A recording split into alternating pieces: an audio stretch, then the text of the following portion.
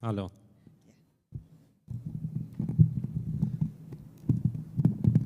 Ahí. Muy buenas noches. A nombre de las autoridades del municipio del Distrito Metropolitano de Quito y de la Empresa Pública Metropolitana de Agua Potable y Saneamiento de Agua de Quito, les presento un cordial saludo y nos es muy grato y estamos muy honrados de estar aquí en este foro.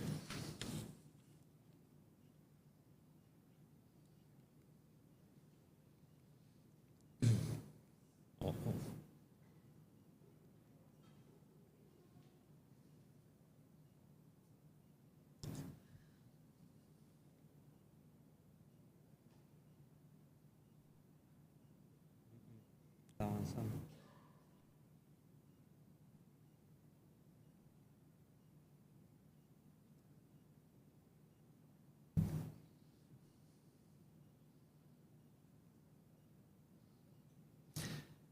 Esta hoja se nos volvió fundamental con toda la problemática que escuché hoy día del agua en México, ¿no?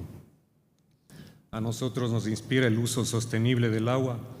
Estamos comprometidos con la conservación y restauración de las fuentes de agua del Distrito Metropolitano de Quito. El agua dulce de Quito viene de los páramos, de una altura más o menos de 4.800 metros. En esta fotografía se ve el volcán Antisana, que tiene unos 5.700 metros. Esa casita que está ahí es la que llegó Alexander von Humboldt, ahora es un museo. Y justo en esa base está la laguna de la Mica. De ahí es una de las fuentes de agua de Quito. Nosotros desde hace muchos años compramos 20.000 hectáreas ahí. LEMAV hace años, el 2% de todas las facturas de agua potable destina al FONAG. Y más o menos facturamos 12 millones al mes. El 2% de la factura de agua potable al FONAG. El FONAG es el Fondo de Conservación del Agua. Entonces ellos capitalizan y conservan el agua, conservan los páramos. Yo llegué a Quito en el 97 y eso era blanco, pero no de nieve, era blanco lleno de ovejas, porque eran los hacendados, los ganaderos, y estaban contaminando el páramo con todo el ganado, las ovejas, incluso el humedal de la primera foto. Ellos hacían canales para riego aguas abajo y estaba desapareciendo los humedales. Entonces, el FONAC compró 20.000 hectáreas y ya les voy a hablar luego, pero al momento tenemos 70.000 controladas. Porque ese es de lo que les escuché hoy día. Pucha, si no se cuida el agua, y esto iniciamos en el 2004 más o menos, ¿a dónde vamos, no?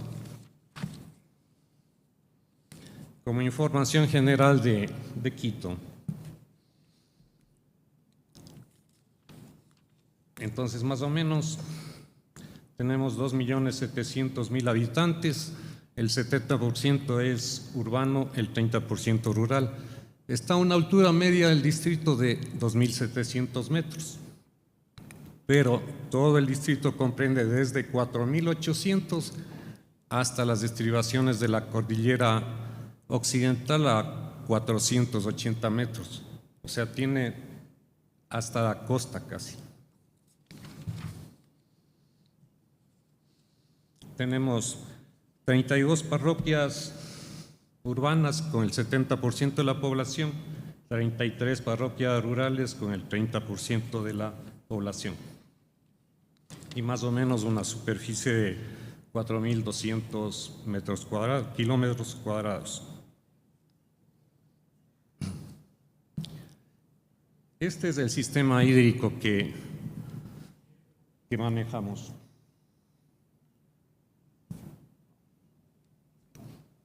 Bueno,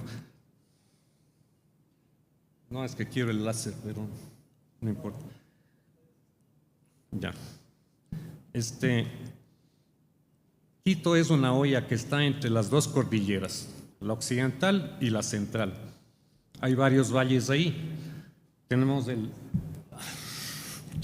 río San Pedro, que se une al Machángara, al Monjas, forma el Guayabamba, luego el Río Blanco. Todo el agua viene de los volcanes, de los Ilinizas, el Cotopaxi, el Sincholagua, el Antizana y la ciudad en las faldas del volcán Pichincha. Por favor, que me regala un poquito de agua. Un poquito de agua.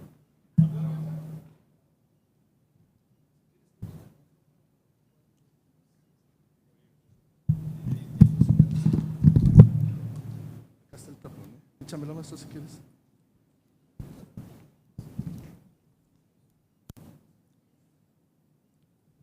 Listo. Entonces estamos en medio de las dos cordilleras. El agua de los páramos nos traemos de la otra vertiente, la que da ya cerca al Amazonas. O sea, tampoco es tan fácil. Nos estamos trayendo el agua a través de bombeo y de túneles para atravesar la cordillera y llegar a Quito. Esto es con tubería de acero, con bombas booster, etc. Los datos ahora sí de la empresa. Tenemos 1.718 empleados, 240 fuentes de agua. Esto es una característica que a lo mejor nos diferencia. Tenemos el 100% de autosuficiencia energética. ¿Qué es lo que hacemos? Como nos traemos el agua de la parte alta, atravesamos, generamos el desnivel, tenemos la hidroeléctrica, recuperamos el 100% del agua y esa conducimos a la planta de agua potable, que ya les voy a hablar. Esa nos da una autosuficiencia bárbara. Tenemos 712,000 clientes, 1.071 millones en activos. Al momento Quito demanda de 8 metros cúbicos por segundo y 221 millones al año. Esto voy a hablar rapidito por lo que he notado de diferente aquí es que la gobernanza que oí así, ya les hablo a continuación, pero somos una empresa pública autónoma. Entonces, nuestro centro es los clientes. Tenemos nuestros aliados que son la comunidad, medio ambiente, las entidades financieras. Todo esto enmarcado dentro de eficiencia, innovación, calidad e integridad. Y la empresa se maneja a través de un gobierno corporativo y de la sostenibilidad. Todo esto dentro de la planificación estratégica y técnica financiera de la empresa y la planificación local y gubernamental. Obviamente también cumpliendo los entes legales, ley de contratación pública, etcétera, etcétera, pero esa es nuestra base y la ordenanza interna que tenemos.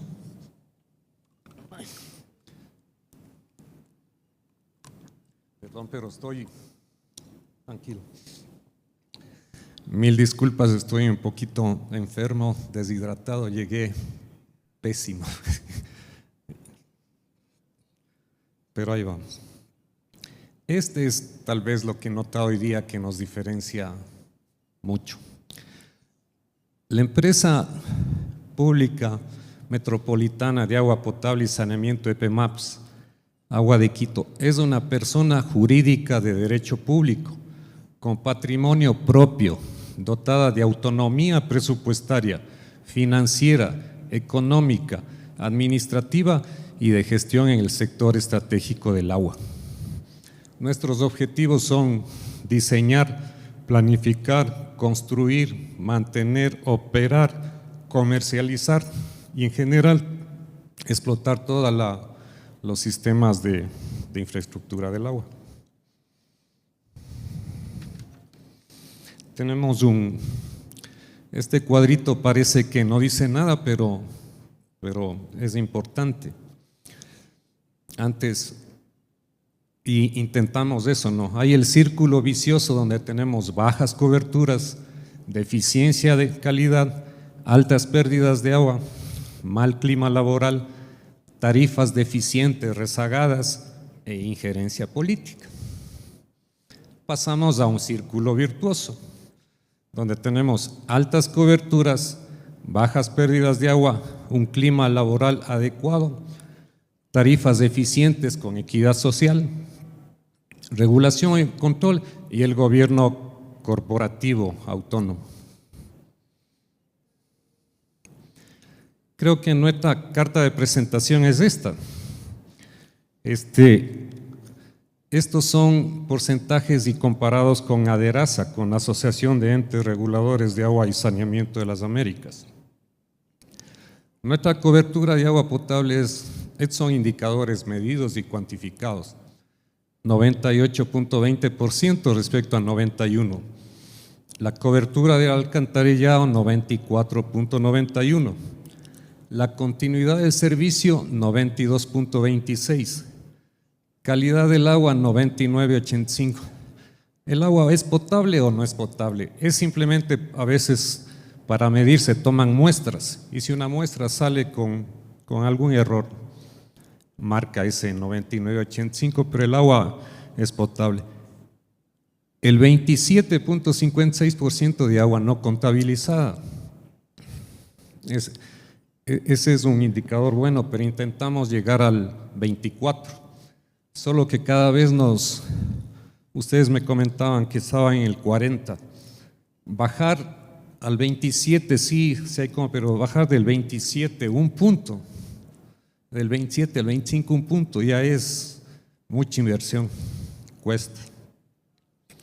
Y el consumo también tenemos que bajar de 18.82 metros cúbicos por conexión por mes, el ADERASA tiene 15. Tenemos la deuda pendiente en cobertura de tratamientos de agua potable, de aguas residuales.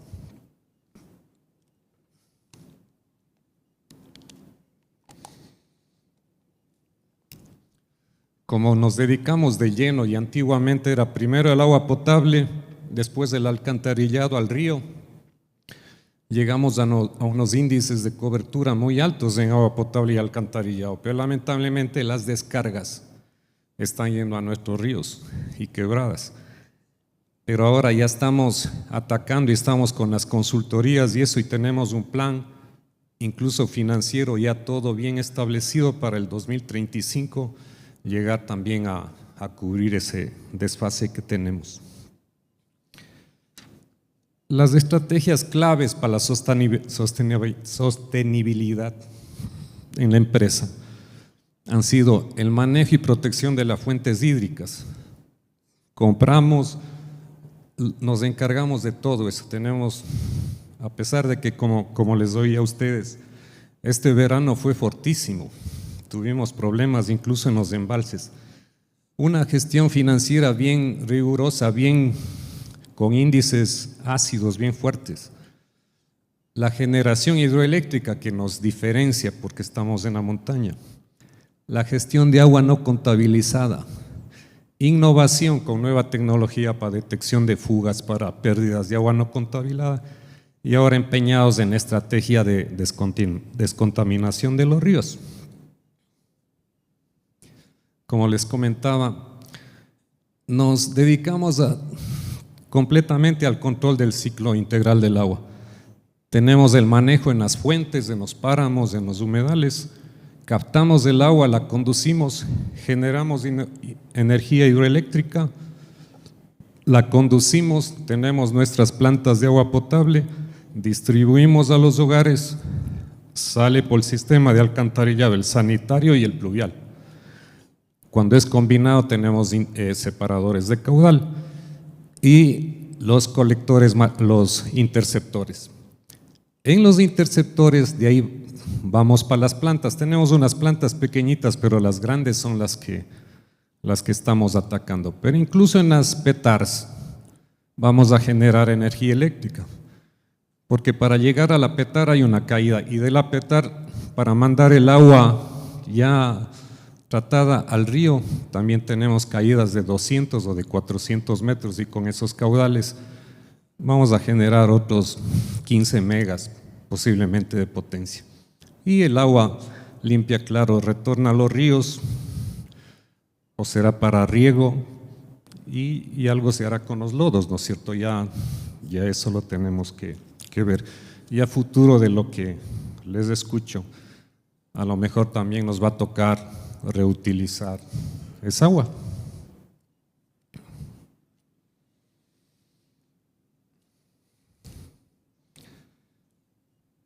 Este es el manejo de los páramos y de las fuentes. Entonces tenemos la conservación de las fuentes, que actualmente hemos comprado 20,000, pero manejamos 70,000. Tenemos el fortalecimiento de las juntas de agua. En las montañas la gente de la ruralidad maneja juntas de agua. Entonces con ellos se ha hecho convenios, se les apoya, se les ayuda, se siembra especies nativas, se han hecho microempresas y hay un apoyo ya de las comunidades a conservar los páramos que no son nuestros, con los hacendados también. Y obviamente ante el cambio climático estamos con proyectos de resiliencia, desarrollando nuevos proyectos para tener redundancia en el sistema y no correr esos riesgos. Y además el monitoreo de la calidad del agua, ¿no? Esto lo hace el FONAC con investigación. Entonces, repitiendo un poquito, manejamos 20,000 hectáreas que tenemos que restaurar. Acuerdos de conservación, restauración de páramos y bosques degradados, información para la toma de decisiones de calidad y cantidad, y se realiza sensibilización ambiental y vincular a los investigadores en la toma de decisiones. Y se monitorea el impacto de las intervenciones, lo que cuantifica el retorno. Entonces, en esto hemos logrado la baja de la carga animal, hemos restituido los humedales cerrando las zanjas donde se nos escapaba el agua y ahora están recuperados esos páramos. La adaptación se enfoca en ajustar los sistemas humanos y naturales a los efectos del cambio climático que ya están ocurriendo, se proyectan. En la restauración y recuperación de humedales, en nuestro caso, como les comentaba, todas las canalizaciones de los antiguos dueños las hemos estado recuperando e impidiendo que el agua se escape. Y en mitigación busca reducir emisiones de gases de efecto invernadero para evitar o limitar el cambio climático. Más o menos 1 hectárea de páramo conservado es capaz de almacenar entre 119 a 125 toneladas de carbono en los primeros 20 centímetros. Mientras que la restauración de una cobertura vegetal herbácea o arbusiva del ecosistema del páramo es capaz de capturar de 8 a 33 toneladas. El FONAC es un caso de éxito en América y el Caribe. Como les decía, el 2% de toda la facturación va al FONAC. Ellos están completamente sólidos, financiados, dedicados exclusivamente a toda esta investigación, cuidado, todo.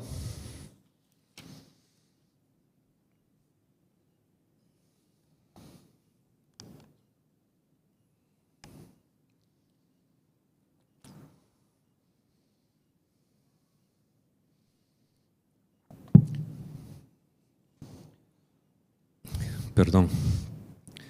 También tenemos hidrometeorología. Poseemos una red de monitoreo hidrometeorológico integrada por 159 estaciones que generan información de las cuencas hidrográficas para el abastecimiento de agua potable. Este es un referente a nivel regional. Se complementan con el FONAC y 3 estaciones de la red metropolitana de monitoreo. Tenemos estaciones climáticas, hidrométricas y pluviométricas. Para que tengan una idea, a nivel del país hay 143 estaciones hidrológicas y solo el Distrito Metropolitano de Quito tiene 153 y las 89 son nuestras, 24 del FONAC, que nosotros somos los mayores accionistas del FONAC. Y la diferencia en la Secretaría de Ambiente, entonces, monitoreamos todo. Tenemos plataforma de web, donde ahí la información es para la comunidad y entregamos productos hidrometeorológicos en línea al instante.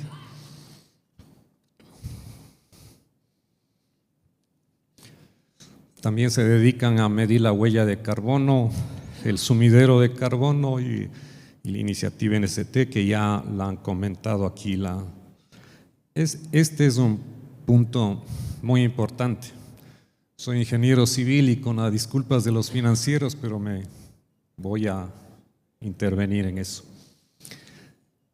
Recordarán que les dije en el 2009-2010, ahí se creó la empresa pública. Entonces, en el 2008, el gobierno municipal central, simplemente a la empresa de agua le daba los fondos.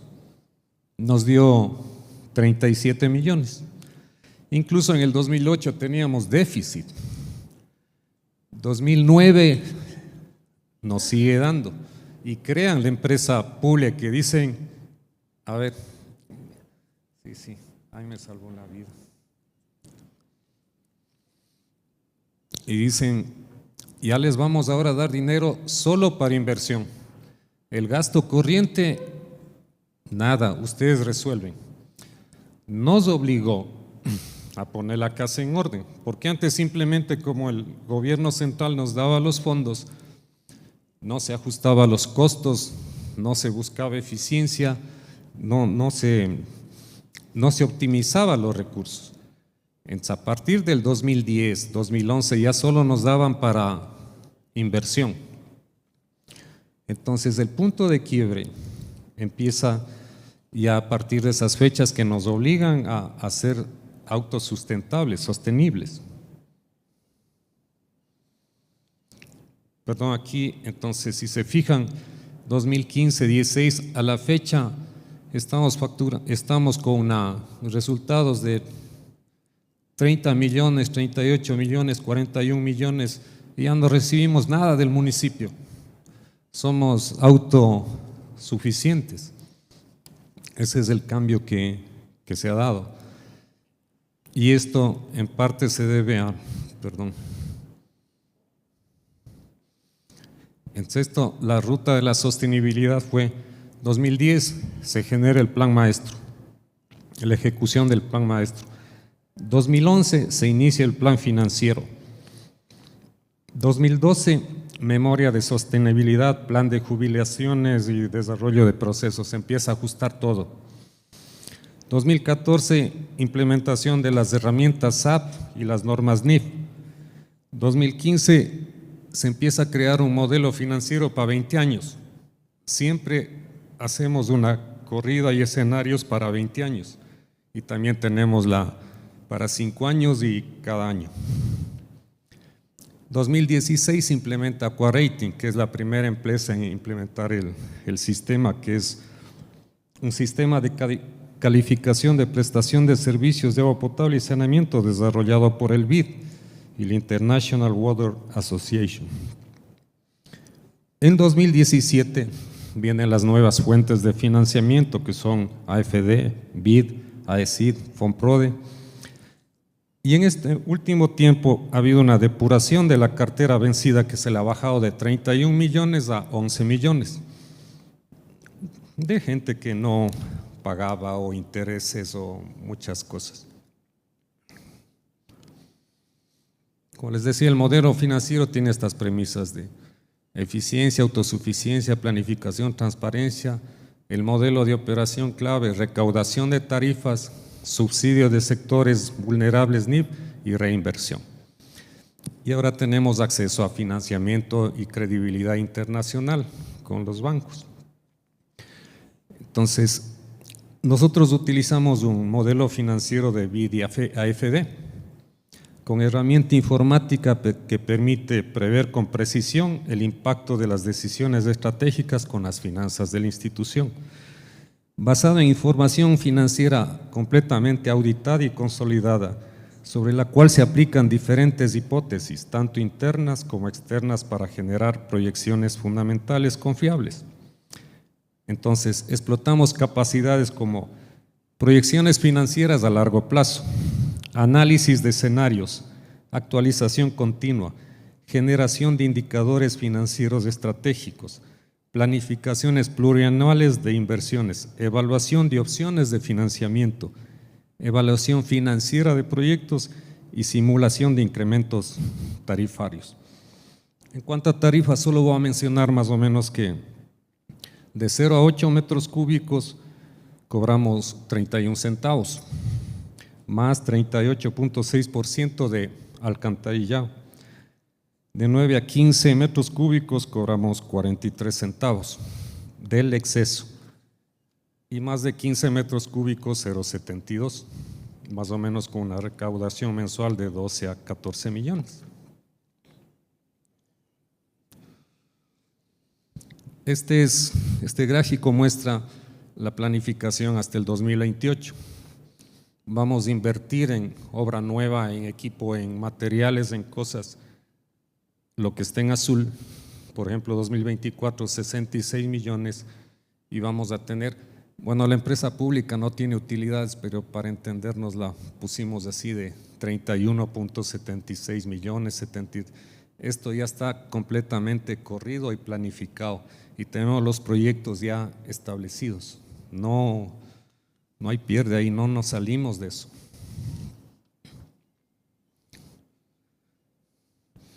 Entonces, las fuentes de financiamiento son por los ingresos propios de la empresa, como los mostré, los créditos con las multilaterales. Estamos trabajando en un fideicomiso para la descontaminación de ríos de Quito, donde estamos de nuestras utilidades o saldos, depositamos 1 millón o lo que nos sobre en un fondo y también de los que participen ahí para la descontaminación de los ríos de Quito. Y estamos trabajando con el BID, que nos apoya con unas consultorías en bonos temáticos. Y la plata, los financieros también le hacen inversiones a corto plazo, ¿no? Entonces, estos son los indicadores financieros de la empresa. Índice de liquidez 5.83, 5.27. Como soy ingeniero civil, la primera vez pregunté ¿qué es eso? Entonces, más o menos es que por cada dólar que PEMAPS debe pagar, tiene 5.83 disponible en efectivo o activos que le puede convertir rápidamente en dinero, el índice de liquidez.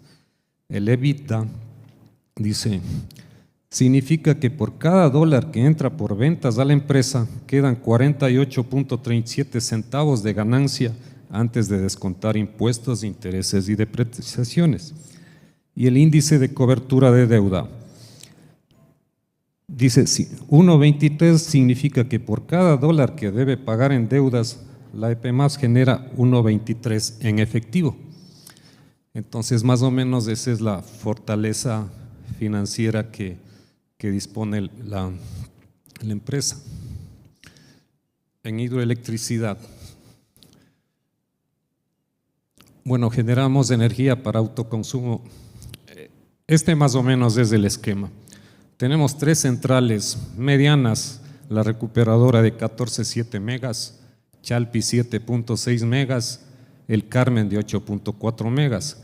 Ya lanzamos la licitación para la ampliación de la recuperadora con 4 megas más y tenemos otros proyectos pequeñitos que nos van a dar 8.63 megas. A futuro, con la construcción del Aspetar vamos a desarrollar 20 megas más. En total hemos de tener 60 megavatios de potencia instalada.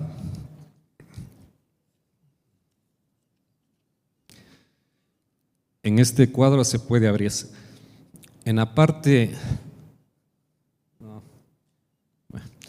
parte verde es lo que nosotros consumimos y en la parte de la derecha es lo que generamos.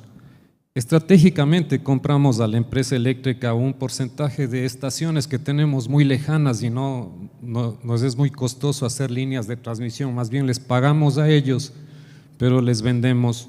Entonces tenemos una energía que consumimos, yo que sé, de 120 megawatts hora, pero producimos 180.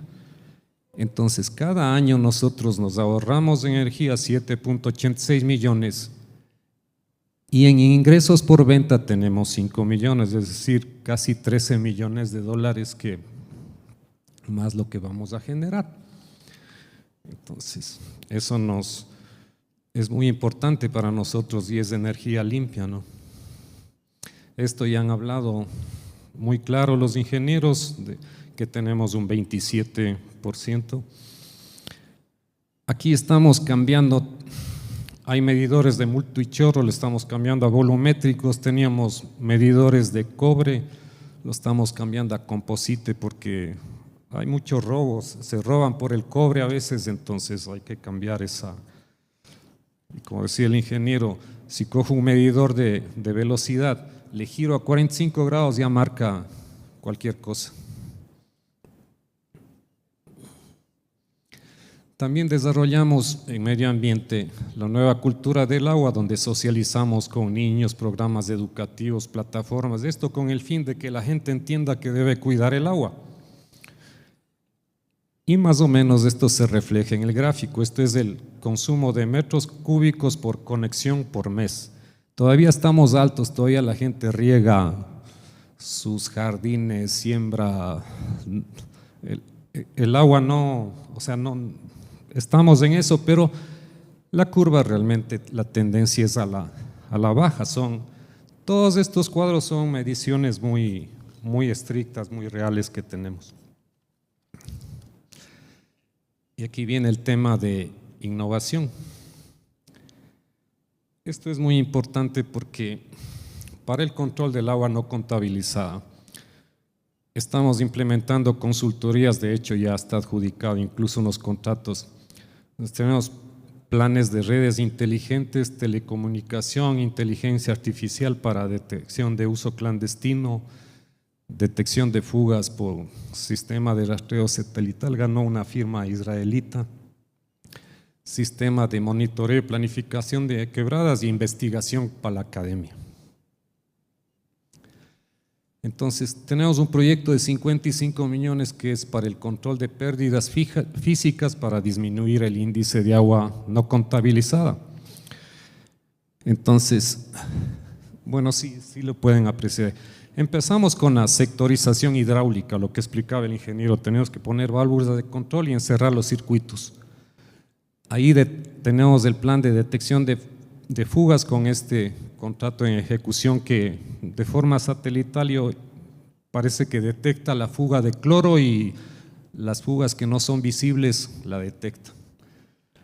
Y tenemos la gestión eficiente de presiones, como Quito es a desnivel, hay partes bajas que tienen mucha carga de agua y partes altas que la carga es poca, entonces ahí viene el desperdicio. Entonces con este estudio logramos equilibrar para que disminuir las pérdidas físicas. Estamos eliminando y controlando los desbordes de los tanques y obviamente el plan de renovación de redes. Tenemos ya, como debe ser acá también, ya instalaciones de tuberías de 30, 40 años que toca ir cambiando. Entonces se repara y se hace un plan de mantenimiento. Esto está en plena ejecución, en plena marcha. Estos dos, en las redes inteligentes tenemos el Takadu y el Smart Aqua. Entonces el Takadu, que es con el BID, nos colaboró con la consultoría, es un software que pretende contribuir con la reducción de pérdidas al identificar comportamientos anómalos de los tanques, históricos de los tanques. Si un tanque empieza a mandar más o menos agua, el programita lo detecta y lo avisa, y como es con inteligencia artificial, ambos se van alimentando de la información. Y el Smart Agua, en cambio, trabaja con la comercial. Entonces, en función del número de datos de la gerencia comercial, que son los que cobran y con lo que se produce, entonces cuando hay una anomalía que no se está facturando o hay una diferencia, también el programa lo detecta y se va alimentando de toda la información de las facturas y catastros que entran a la empresa. En la comercial me olvidé de comentarles que prácticamente el 98% de las conexiones están catastradas en una plataforma, o sea, tienen catastrado todo, falta un 2-3%, entonces, que hay clandestinas, sí, pero básicamente todos los legalizados están catastrados en un sistema, en una plataforma.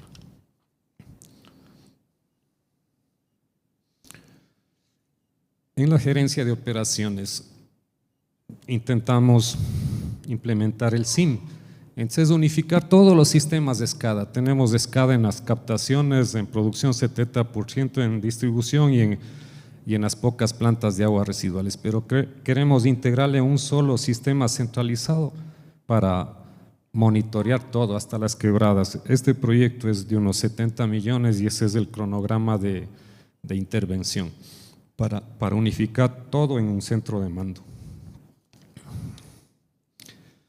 Y básicamente esto ya es ingeniería, me voy a saltar. Esa es toda la red del agua potable de Quito. Ahí están los volcanes del Cotopaxi y la Antisana, de donde nos traemos el agua, pero ya de ingeniería se ha hablado bastante hoy día. La tarea que tenemos pendiente y estamos sí muy rezagados es en la estrategia de descontaminación de los ríos. El distrito está dividido en 5 componentes. En estos tenemos unas petar pequeñas existentes, digamos la más grande es Quitumbe de 107 litros, que es pequeñita. Teníamos desde hace 10 años el proyecto Vindobona, pero Vindobona era trasladar desde el sur de Quito hasta el norte, cerca de 40 kilómetros, las aguas residuales a través de un túnel. Les costaba más de 1.000 millones y la corrida financiera era inviable, no era práctico. Como todo el sur de Quito ya tiene intercepción, más bien se decidió cambiar a 3 plantas más pequeñas. Y ese es el objetivo y el cronograma que estamos en. Ahora las plantas programadas son 19 entre pequeñas y medianas y las 3 grandes. Como datos de las grandes tenemos la Vindobona de 1,9 metros cúbicos, 179 millones, Calderón de 1,20 con 104 millones, la Petar Quito que es de 4,38 metros cúbicos, 292 millones y la que ya vamos a lanzar al concurso es la de Tumbaco de 500 litros de 75 millones. Cuando ejecutemos esto, que tenemos un plan hasta el 2035, prácticamente llegaremos a la cobertura del 100%. Esa es la intención y la ambición, ¿no es cierto? Y finalmente también nos hacemos cargo del manejo de las quebradas. Como la ciudad está a las faldas del volcán Pichincha y el Pichincha es activo, ya hubo 2 o 3 eventos de deslave que incluso causó la muerte de muchas gentes. Tenemos ahí 9 quebradas bien profundas que vienen desde el Pichincha y ahora oían de la sequía, pero Quito este rato se está inundando, está la lluvia terrible. Entonces siempre hay el peligro de los deslaves, entonces tenemos ya estudios y para entrar a la construcción, aquí construimos unas represas que no habían funcionado en 30 años, pero en este invierno se llenaron a los 30 años, o sea, llovió tanto y vino el deslave y las represas protegieron a la ciudad. Entonces esta consultoría es para solucionar todo este tema de protección de las microcuencas. Y básicamente entonces esa es una de las represas que prácticamente se llenó. Tenemos represas, tenemos torres de captación, las mallas dinámicas y ese es el plan. Hay un plan de drenaje pluvial de 500 millones donde incluso tenemos que ver los tanques tormenta y descontaminación prácticamente 900 millones, o sea, nos queda bastante por hacer todavía. Y obviamente las certificaciones las del INEN, de Aqua Rating, las ISO 9001, ISO 14001, la norma ISO 45000. las buenas prácticas sostenibles, la sello GRI ODS, la solvencia y fortaleza financiera categoría AA. Entonces, más o menos son las certificaciones que le han entregado a la EMAP. Y mil disculpas estoy todavía tembleque me enfermé. Gracias. De todas maneras, cualquier inquietud o curiosidad o inquietud que tengan, estoy atento a escucharlos y si puedo lo respondo.